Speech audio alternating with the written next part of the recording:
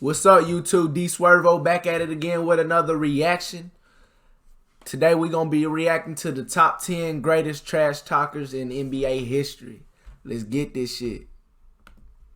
In order to be politically correct at all times, the NBA has gone to great lengths to eliminate any violence on the court, and that includes arguing. Any kind of small altercation, bickering, or even staring down an opponent can result in a technical. And that's why trash talking is a dying art in today's NBA. So, our top 10 biggest trash talkers are mostly from the 80s, 90s, and early 2000s, in the times that were more fruitful for loudmouths to thrive. Kobe Bryant. Kobe Bryant was the second incarnation of Michael Jordan. Extremely competitive, not backing down from anybody, and able to back up everything with his play. There are numerous examples of his trash talk, like when he called Dwight Howard soft, or when he delivered one of the greatest one-liners after winning a championship. Just got one more to Shaq. What sticks in my mind, and what I absolutely enjoyed, was when the tape from the Lakers practice came out online, back in 2014. It was like National Geographic, watching a lion in his natural habitat, trash-talking a bunch of gazelles. Kobe was the clear leader, and he controlled the whole court with his words, and with his presence. By watching the video, you can feel how uncomfortable it was for everybody, just because the king of the court made it so. When the Team USA beat Spain in the 2008 Olympics, Kobe hung up his gold medal at Pau Gasol's locker room, just to irritate him and get him fired up for the season. Kobe was the most competitive guy you'll ever see, and he wanted everyone to match his intensity. If you couldn't do it, it was absolute hell for you. Just ask Smush Parker. Larry Bird. Larry Bird entered the locker room at the 1988 three-point shooting contest and asked his fellow contestants one simple question. So, which one of you bums is going to come in second? All air evaporated from the room, and with that simple sentence, Bird killed everybody's confidence. Because they knew he was right, and that he was the best shooter in the world at the time. Without breaking a sweat, without taking off his jacket, Bird nonchalantly backed up his words and supremely won the three-point contest. Larry really didn't look up to anybody in the NBA, as he was constantly the best player on the court in every arena, with an occasional exception of the Great Western Forum. The hick from French Lick didn't know about any PG-13 type of talk. No, his content was rated R, and it was just the way things were back then, and how insanely competitive individuals talk to people. Bird would tell people when he's going to do something on the court, and then do it, without any possibility for the defender to stop it. Larry was that good, and when you're that good and that confident, you can say anything you want. Larry was a legend for real.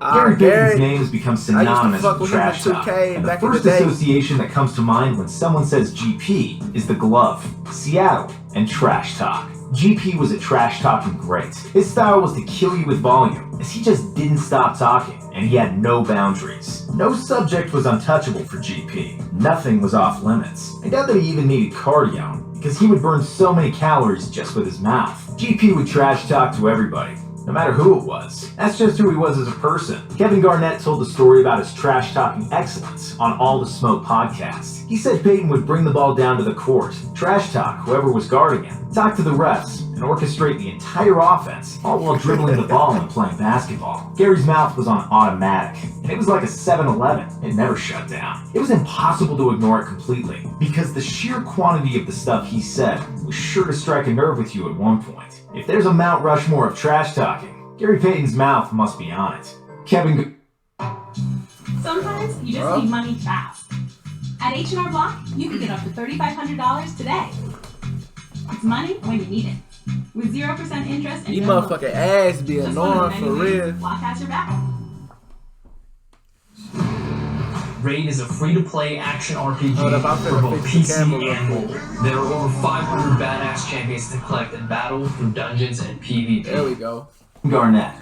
KG was of the same ilk as his friend and mentor Gary Payton. He maybe didn't talk as much as the glove, but he was equally mean and vicious with his trash-talking victims. If you don't know what we're talking about, just Google Carmelo Anthony and Honey Nut Cheerios. That Carmelo incident is just one of the many Back in the day, I remember I used to fuck with him. Watch the Celtics games and shit. That nigga would talk hella shit. Nigga, I remember that one. Fuck. Tales about KG's trash talking skills. That was somewhat crazy when it was on the court, and when the game started, he was like a man possessed. The Big Ticket was one of the most passionate players ever, and he'd exert all his soul into a game of basketball. That also included going to great lengths to diminish everybody that played against him.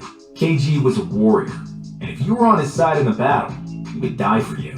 If you were against him, he'd want to kill you. And he didn't make any friends on the court. That's who KG was. Unfiltered, mean, passionate, and the ultimate competitor. That mix has resulted in some of the best and most hurtful trash talk NBA courts have ever witnessed. Especially for younger players who were his frequent prey. Charles Barkley. Charles Barkley is one of the best power forwards ever to play the game. He's also one of the most entertaining personalities that ever walked the NBA floors, which he confirms every time he sits in his chair in TNT's Studio J. With his quick wit, he's able to make America and the world laugh with his jokes. Just this season, he killed Draymond with his triple-single remark. He trashed James Harden by saying dribble 14 times in a row. As a player, Shaq was much of the same. 110% straight talker that would say the first thing that would come to his mind. He would talk smack to everybody, and he was so good of a player that he'd be able to back it up almost every time. When Chris Webber made a commercial about his dunk on Sir Charles, Barkley Hell yeah, these niggas nowadays, they just be talking, they can't back the shit up on some real shit. Like, that's some real shit. Did him with 56 points in the playoffs, talking trash to Webber and his whole team the entire time. He wasn't a stranger to a fistfight as well, as Bill Laimbeer, Charles Oakley, and Shaq have found out during his playing career. Michael Jordan. The key component of great trash talk is being able to back it up. When it came to backing it up, there was nobody better than Michael Jordan. What set Jordan apart, other than his game, was his unbelievable desire to win. Confidence he exuded with every breath. What we knew before, and what got blatantly evident in The Last Dance, is that Jordan is kind of an a-hole. However, he was so good and worked so hard that you couldn't really tell him anything. His trash talk was kind of mean, yes, but he mainly used it to bring his team up and to bring his opponent down. He also used it as a way of expression. Being the compulsive competitor that he is, Jordan lived for bragging rights, so trash talking was a daily routine for him. One of the most amusing moments of The Last Dance for me was when Jordan defeated Bird's Indiana Pacers in the '98 Eastern Conference Finals. The two greats met in the hallway after the game, and the first thing Jordan said to him was, "Enjoy yourself, dog, you bitch, F you." The insult was more endearing than derogatory, and it was the way these trash-talking greats talked to each other. What the fuck it was you the do that 90s, for? and PC culture didn't exist yet. Back in the Simple day, they times didn't give for a sure, fuck. and although not No necessarily filter on better, nothing. there was some romance to this, which is somehow missing from today's NBA. Rasheed Wallace. Rasheed Wallace is one of the loudest and most animated players that ever played in the NBA. He talked trash to everybody, opposing teams, fans, I probably his own do, but I ain't teammates, really. and of course, the referees. Like back in most the day, guys I on ain't this really list, watch every game. Rasheed had a big mouth and liked to get under people's skin. He wanted to get his teammates into the game and build their confidence. His greatest satisfaction came from silencing the opposing crowds, which he often did with his game. "You better get that little bitch off me," Rasheed Wallace said to the Grizzlies bench after scoring on Rudy Gay for the second straight time. She played with an edge his whole career and liked to play physical basketball and then let everyone know about it later. Because, ball don't lie. I ain't gonna lie. Nowadays, the NBA weak, man. Can't even touch a motherfucker with that collar foul. Yeah, they need to bring that physical shit back. Reggie Miller.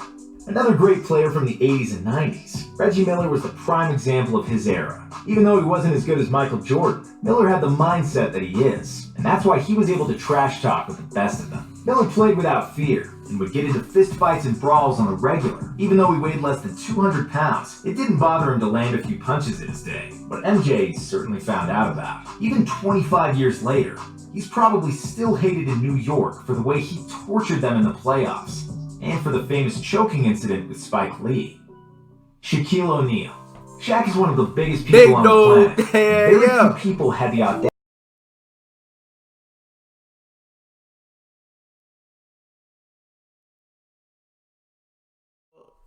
Ah, shit. Hell yeah. She's still going. Hell yeah. Alright, I'm back. The camera probably froze up, but I'm back.